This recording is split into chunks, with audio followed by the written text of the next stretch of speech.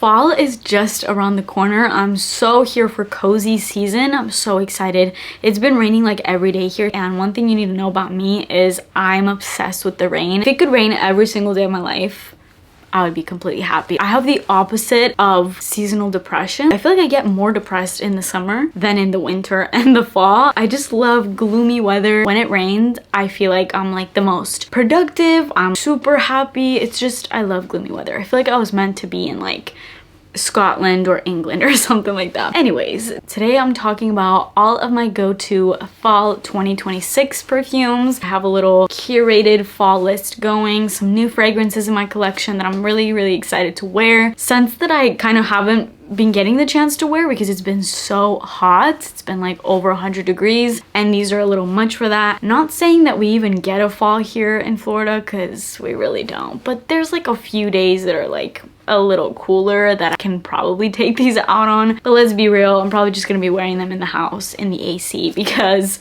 some of these are actually pretty sweet. Actually, I think all of them, okay. All of them are sweet.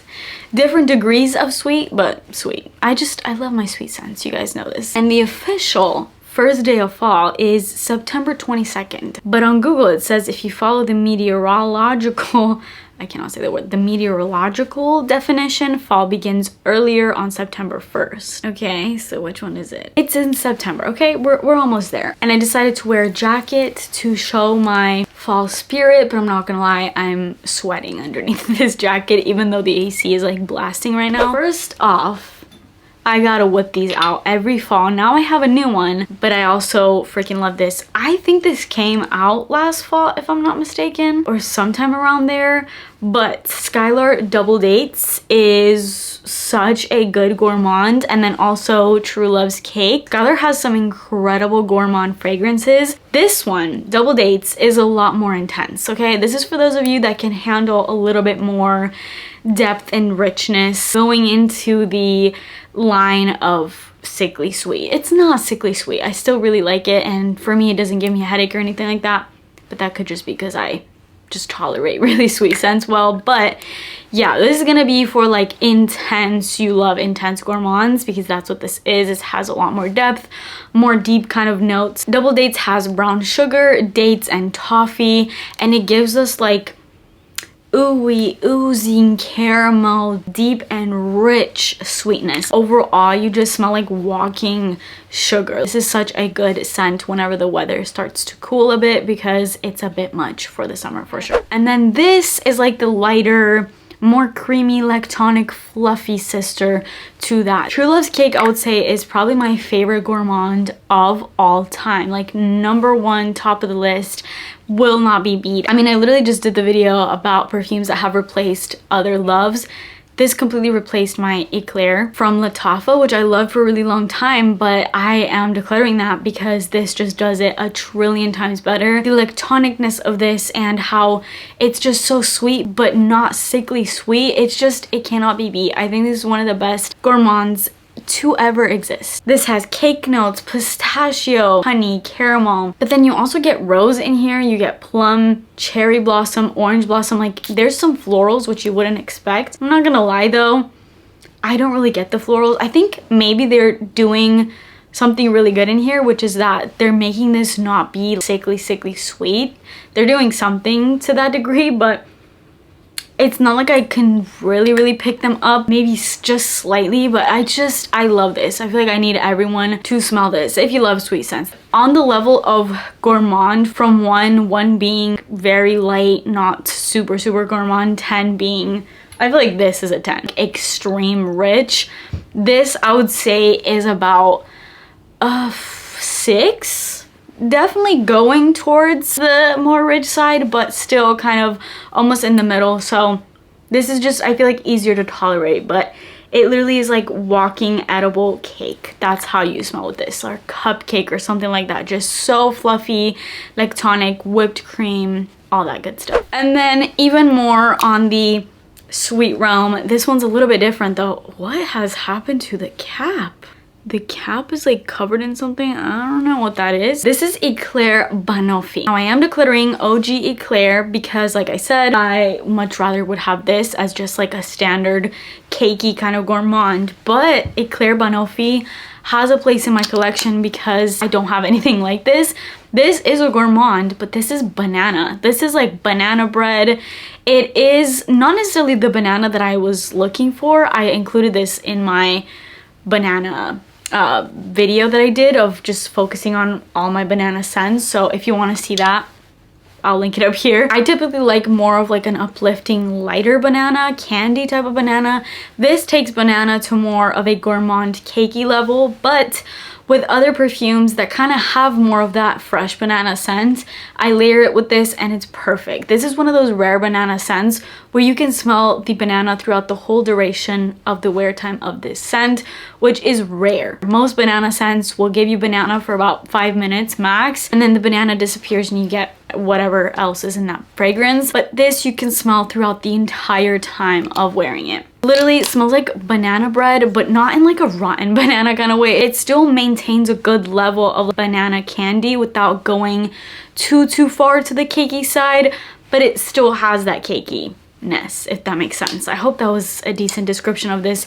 But yeah, I really love this. I can't wait to just actually be able to wear these more intense kind of scents. Okay, so I come to you at a different day because I went to go and edit this video and realized that the whole second half of the video had no sound. Somehow my mic had turned off, or I had turned it off and forgotten. So here we are. Continuing on, Cocoa Fig from Comptoir. I got this in my Sense Angel video that I did. This video is not sponsored, but I did get this in a sponsorship. It's just become such a love. I'm definitely bringing this scent out this fall.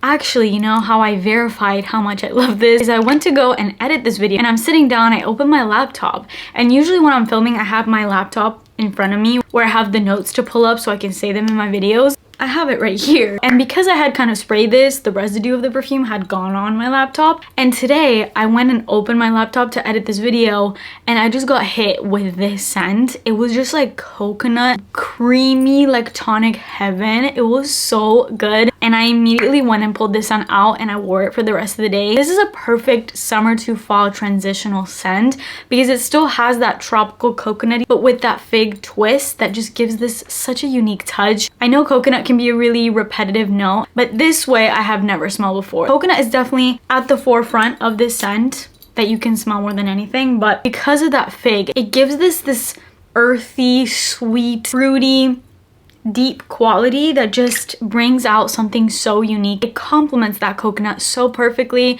and I don't think I've ever smelled another perfume that has that combination, but it just works, and it works really well. And then the last little trio of perfumes that I'm pulling out this fall are a really nostalgic bunch. All three of these I got at the very start of my channel and when I kind of really started getting into perfume. The first one is definitely thanks to Jeremy Fragrance. I think he kind of put this out on the market. Gold Couture. I need to pull this out in my videos that I've been doing recently of how to use your fragrances and get the most out of what you have. I've been really trying to show love to perfumes that kind of get forgotten sometimes because new perfumes come out, so you focus on those. But I also want to make it a point to show love to some of my old favorites, and they're still favorites. Even through so many of the declutters that I've done, these have still remained and they will continue to remain in my collection because they are like deep loves. This DNA of perfume is literally me in a bottle. This has the DNA of Viva La Juicy, OG Viva La Juicy, but with a caramel enhancement. And the caramel in here is so beautiful. It's not sickly sweet, but it's adding such a nice, sweet, perfect addition to this scent, along with praline, so it's pretty sweet. Definitely not gourmand. It's more so a flirty, sexy kind of a scent. Some berries in there as well. It's sexy, delicious, such a huge compliment getter and head turner. It's always these scents that are deemed more basic, if you will, that are mass appealing, but this one specifically, such a good one, especially if you want to get compliments. Next, La Belle. La Belle is a classic, and it's a classic for a reason. This is a caramelized pear pie. It's definitely a gourmand, but a sexy gourmand that doesn't lean to I smell like food, which are my favorite kind of gourmands. I definitely have those days where I want to reach for those more cozy kind of perfumes that really give food, but those days are more so I'm not necessarily going out, I just want to feel cozy in. But if I want to smell sexy and still have that sweet gourmandness, I pull for a scent like this because it's not gonna make you smell like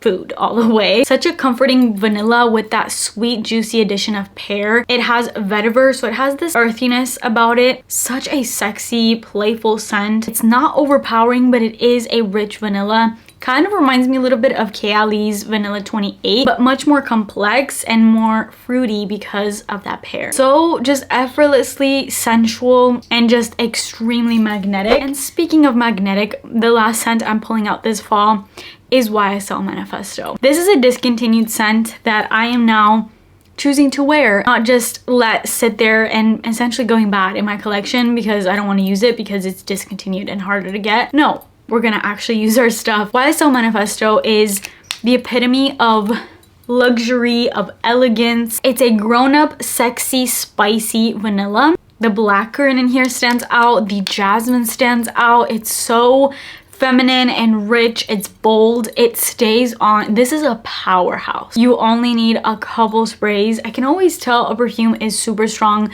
just by the color. A perfume that has this ambery sort of hue to it, you know this will stick on you, and this definitely does. So yeah, this is a powerful one for sure. So mad that it's been discontinued, but such a good one. That is it for the fragrances that I'm pulling out this fall. I think I'm going to be wearing these more or the most out of all my fragrances. I'm definitely putting these at the front of my collection because they're kind of what I'm most excited about wearing this fall season, as well as body mist. Let me know if you want the body mist version of this video. But that is it for me today. Let me know your top 5 fall perfumes that you're bringing out this fall 2026 in the comments down below. Please subscribe to my channel if you haven't already and turn post notifications on, and I will see you in my next video. Bye.